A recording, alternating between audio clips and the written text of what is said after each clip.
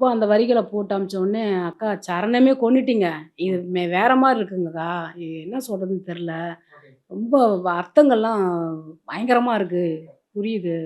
ரொம்ப நல்லா இருக்குக்கா. செம்மையா இருக்கு. வந்து பாடிடலாம்க்கா" அப்படின்னு. அப்புறம் பாடுனதுக்கப்புறம், "சார் டைரக்ட்லாம் ஏத்துப்பாங்களான்னா?" "என்னக்கா நீங்க இப்படி சொல்றீங்க? பாடுங்க முதல்ல. ஃபீல குடுங்க."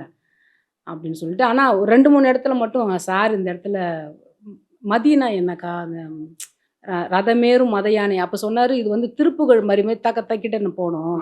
திருப்புகழ் முத்தை தருபத்தி திருநீக்கு அந்த மாதிரி வரிகளா குடுக்க முடியுமான்னாரு. அந்த வரிகள் வந்து முத்தை தரும் மாரி சொன்னதுனால, ரதமேறும் மத யானை பொடி படர படை அதிர கரம் நீட்டி வரம் காட்டும் கடையாணியே அப்படின்னா, அப்போ ரொம்ப ரொம்ப அப்ரிஷியேட் பண்ணாரு. ரொம்ப நல்லா இருக்குக்கா, ஈஸியா புரியுது எனக்கு. யாராவது கேட்டாங்கன்னா, புரிய வைக்கிறதுக்கான உங்களுக்கு இது பண்ணிக்கோங்கன்னாரு. அப்புறம் அப்படி வந்தது தான் அந்த அந்த அவரோட தான் ஜெயம் ரவி சாரோட அந்த ஒரு முகங்கள். அந்த அது வந்த வேதனை, அந்த வரிகள் அமைஞ்சது.